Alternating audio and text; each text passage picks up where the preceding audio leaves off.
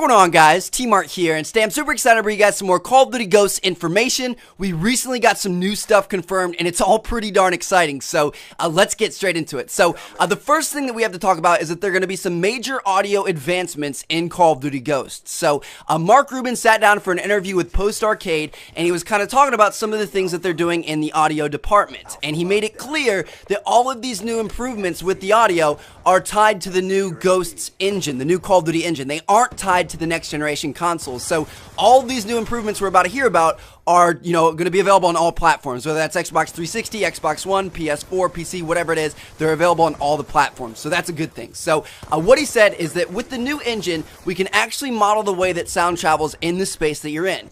If you're outside next to a building, or inside in a small room, or inside in a big room, it's all detected in real time and changes the sound. And then he went on to elaborate. He said, the new engine also takes into account materials. If you fire a weapon in a small cement bunker, the sound will be very sharp. But if you're in a metal bunker, the sound will be very tingy. The sound will be altered based on the materials it's bouncing off of. So, depending on what size room you're in, or if you're in a room or outside or whatever it is, and then also what kind of surroundings are around you, what the building is made out of and what the floor is made out of and things like that, that is all going to change the way that your gunshot sounds, or your footsteps sounds, or your throwing the grenade sounds, things like that. And that's crazy, because think about how important that is in multiplayer. Like, if you know exactly what room an enemy is in just based off the sound of his gunshot, that's huge, and that's going to differentiate good players from great players, and it's really going to be a great thing for people with headsets to really pay more attention to those minor details in the game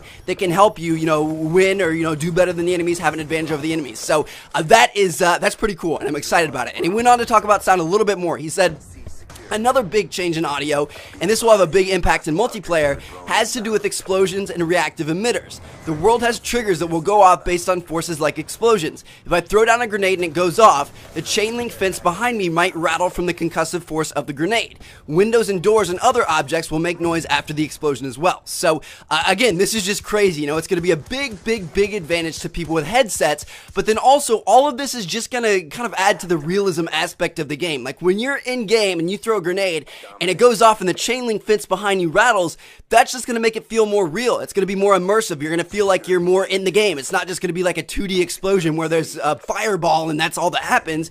Now things are going to happen around the map that are going to change whenever you do things like shoot or throw grenades or things like that. So that's pretty cool. Like I said, it's going to be a big advantage for people with headsets, but then also at the same time, it's going to make the game more immersive, more real, and more realistic. So that's a pretty cool thing. Now, moving on to the second topic of this video, another thing they're working on is some sort of Ghosts companion app, and I'm really excited to see what they do with this, because it could be pretty cool if they do it right.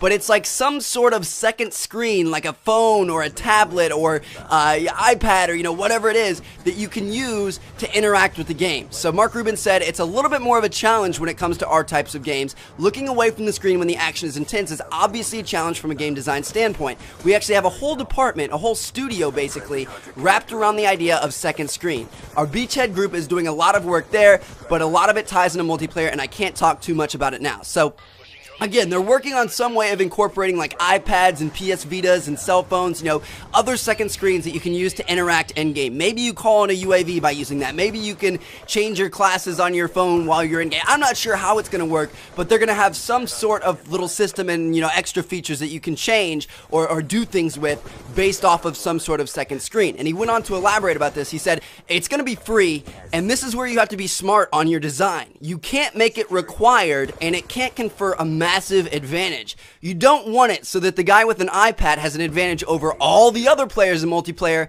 just because he has the money to buy an iPad. It'll be used to enhance the experience, but not offer any advantages. So that's very good that they're, taking that into consideration. They aren't going to give you a huge advantage if you have this second screen, but it is going to add to the gameplay. It's going to enhance your kind of experience with the game in some way, shape, or form. I'm not sure how they're going to do this, but I'm excited to see how they do it, because I think it would be pretty cool. And I don't know, just, sitting there playing your game and then also having an iPad out doing crazy stuff on that as well. I don't know. It's the future of gaming. It's exciting. I want to see what they can do. So Anyway, moving on to the final kind of update or piece of information that we have from the past couple of days. This is about a new co-op mode coming in Call of Duty Ghosts. So it's not all that specific, but as you guys know, we have been told and confirmed that that Spec Ops is not going to be returning in Call of Duty Ghosts. You know how like Treyarch has zombies for co-op, the Infinity Ward side of things, the Modern Warfare side of things always had Spec Ops, and that was, you know, it was a pretty good game mode. A lot of people aren't too keen on it, but I thought it was pretty cool, and it's been confirmed that that's not going to be coming back. But recently, on July 4th, Candace Capon confirmed via tweet that it is going to be coming back. There will be some sort of cooperative mode, and they're not announcing it at this time. So that's a good thing. You know, there will still be 3 modes. There's going to be campaign for Ghosts, multiplayer for Ghosts, and then this third, you know, variable co-op mode for Ghosts. But we're not sure what it's going to be yet. So I thought I could maybe ask you guys if you have any ideas. Like if you think it might be something related to like stealth, because it seems like stealth plays a big role in Call of Duty Ghosts. Maybe there's like sneaking missions or a sneaking game type or something, or maybe it'll be related to Riley the dog, because the dog has already become an icon before the game even came out. So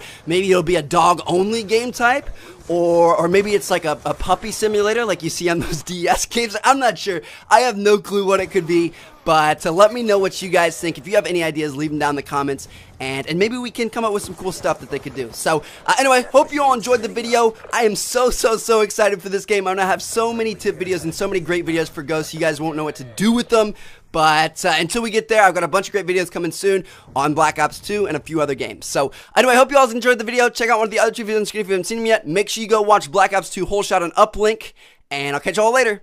Peace out.